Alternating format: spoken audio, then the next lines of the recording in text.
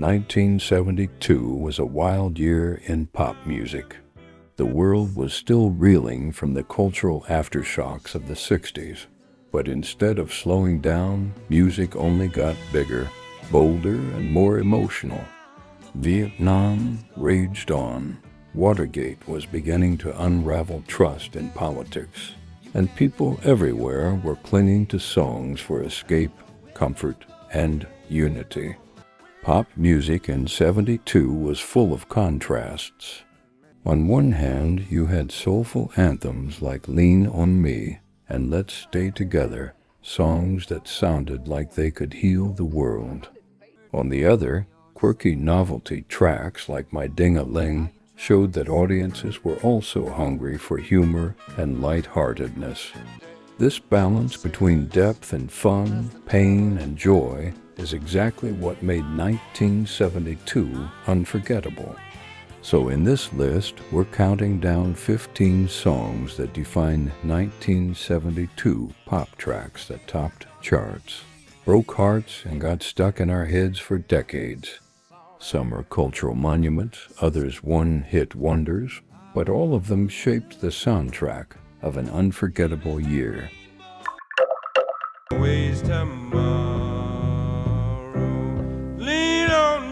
But Bill Withers was no superstar when he wrote Lean on Me. He was a working-class guy from West Virginia who once worked in an aircraft factory.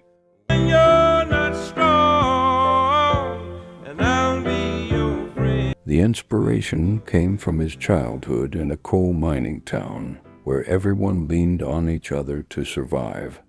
In the studio, Withers kept it simple, no flashy production, no gimmicks. Just a Fender Rhodes keyboard, a tight rhythm section, and his warm, unpretentious voice.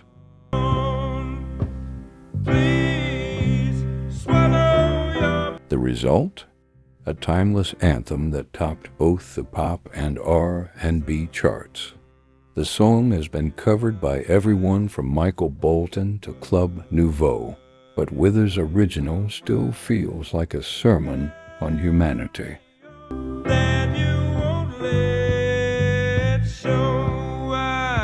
Withers wrote it before he even had a proper record deal.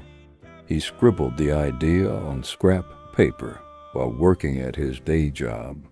By the time the single blew up, he was suddenly in the spotlight at age 33, a late bloomer by industry standards, but one who came in swinging. The doorstep, I couldn't take one more step. Recorded in New York with a band of studio musicians, Don McLean's American Pie was never supposed to be an 8-minute anthem. Can't remember if I cried when I read about his... Radio stations complained it was too long, but audiences demanded it. DJs eventually played it in full. Every line seemed to reference something. Buddy Holly, the Stones at Altamont, Dylan going electric. Something touched me deep inside. McLean has famously dodged explaining it all, once saying, "It means I never have to work again." Behind the scenes, McLean's label actually wanted him to cut it down.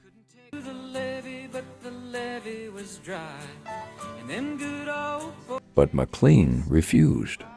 That gamble paid off. The song became a cultural Rosetta Stone, and its mystery is part of its endurance.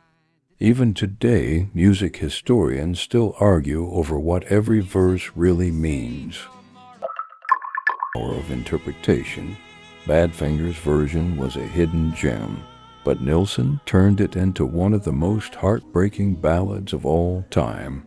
Later, even Mariah Carey would admit his rendition was unbeatable.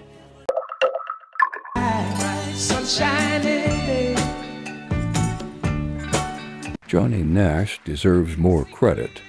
Before Marley was international, Nash was bringing reggae-flavored pop to U.S. audiences. I think I can make it now, the pain. The track was recorded in Jamaica with local musicians, and the studio vibe was pure sunshine. Look all around, there's nothing but blue sky. Nash himself had just undergone cataract surgery, and the lyrics were partly autobiographical about finding clarity after struggle. All of the bad feelings. What makes it powerful is how it bridges genres. For many Americans, this was their first brush with reggae rhythms, and it opened doors for Bob Marley's rise just a few years later.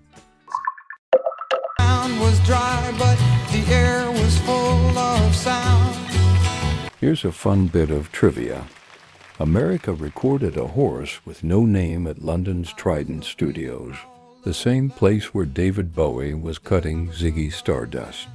Was dry, but the air was full of sound. The song's cryptic imagery led to wild theories. Was it about drugs? About spirituality? Dewey Bunnell, who wrote it, said it was inspired by childhood trips through the desert. In the desert, you can remember your name, 'cause there ain't no... Critics mocked it, some called it a Neil Young ripoff, but audiences disagreed.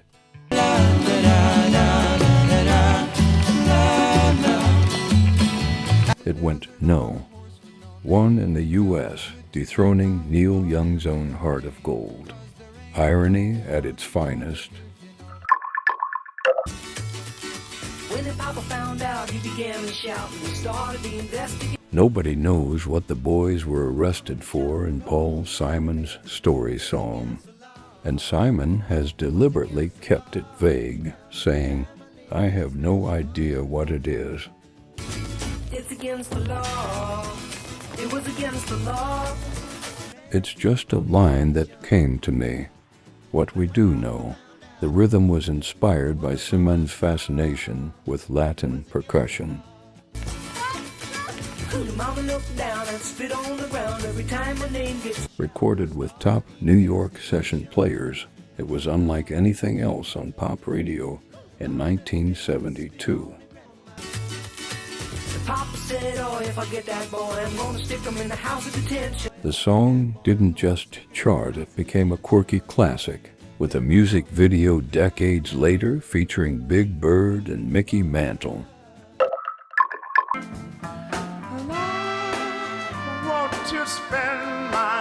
Recorded at High Studios in Memphis, Let's Stay Together almost didn't happen. Oh, baby, since we've been together. Al Green wasn't initially sold on the song, but producer Willie Mitchell pushed him.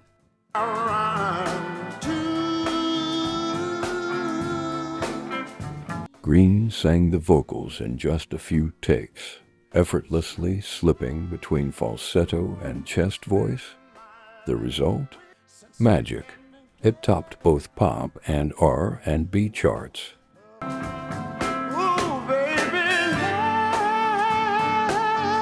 The song was so iconic that decades later, when Barack Obama sang a line of it at the Apollo Theater, it went viral worldwide. That's cultural staying power.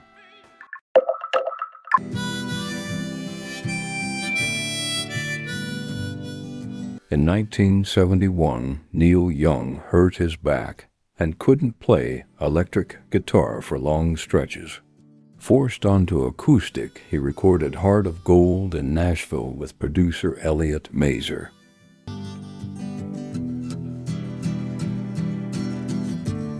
The sessions also featured Linda Ronstadt and James Taylor on harmony vocals, though Young only asked them because they happened to be in town for a TV gig. I wanna live, I wanna give. That lucky coincidence gave the song its haunting sweetness. Ironically, Young later said he didn't like that Heart of Gold became his biggest hit because it made him sound too mainstream, but fans adored it and it remains his signature track.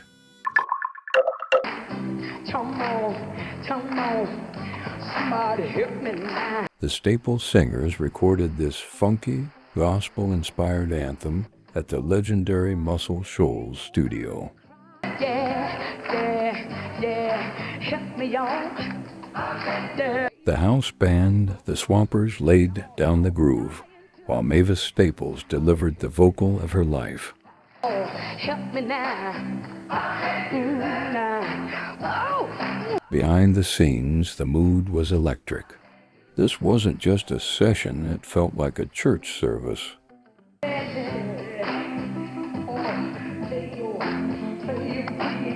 The end result was a crossover smash, topping the pop charts and proving gospel and pop could dance together.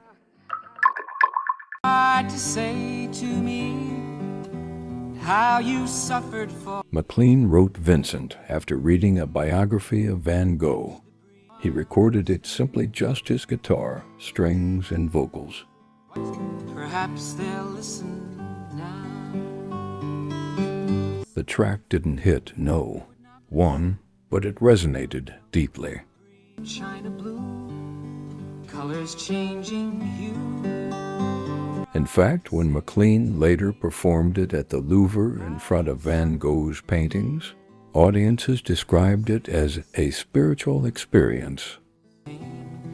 Are soothed beneath the artist's loving hand. It remains one of the most poetic pop tributes ever written.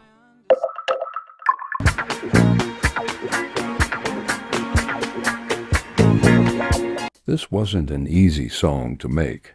Producer Norman Whitfield pushed the Temptations to record take after take, demanding perfection. 3rd of September, that day I'll always remember. The nearly 4-minute instrumental intro was unheard of in a pop single, but Whitfield insisted it stay. I never got a chance to see him. The gamble worked. It won 3 Grammys and became one of Motown's boldest statements.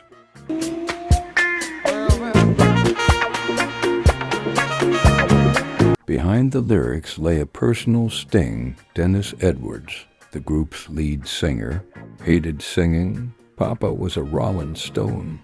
Wherever he laid his hat was his home. Why? His own father had died on September 3rd, the very date mentioned in the song.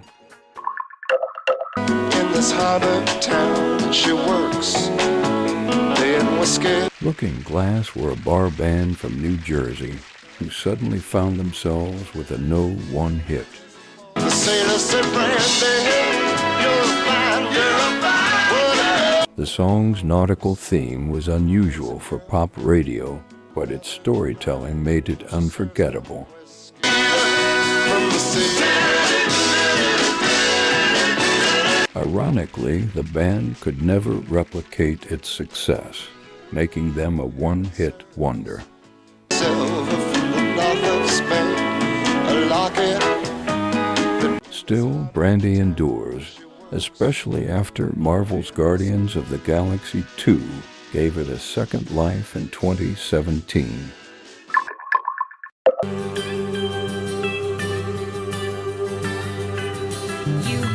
Helen Reddy struggled to get radio play at first stations, thought the song was too feminist.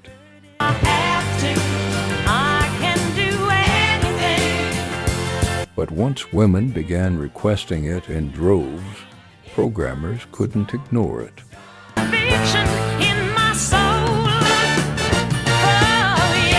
By the end of 1972, it was a no one hit, and Reddy became a global icon. At the Grammys, she famously thanked God because she makes everything possible.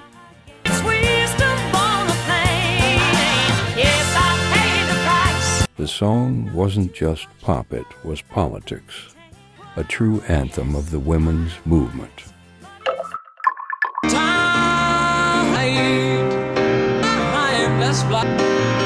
Recorded at Chateau d'Hérouville in France, Rocket Man was born from Bernie Taupin's fascination with science fiction.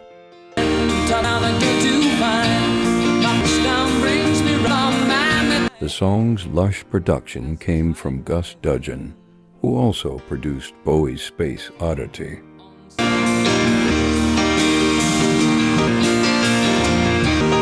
Unlike Bowie's cosmic drama, though, Elton's Rocket Man was about loneliness and the quiet cost of ambition.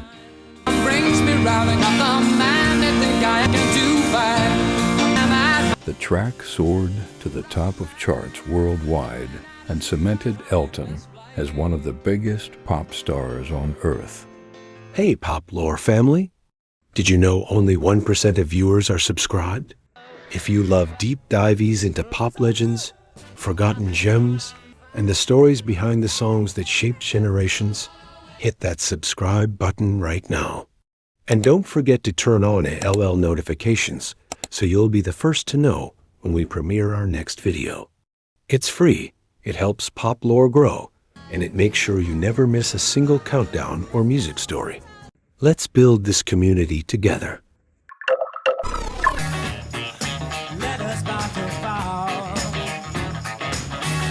The legend goes like this. Stevie Wonder and Jeff Beck were jamming in the studio when Stevie started riffing on a Hohner clavinet.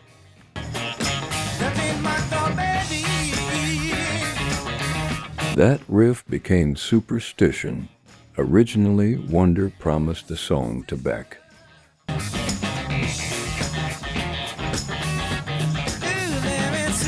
But Motown executives insisted Stevie keep it for himself, and it became his first one hit of the 1970s.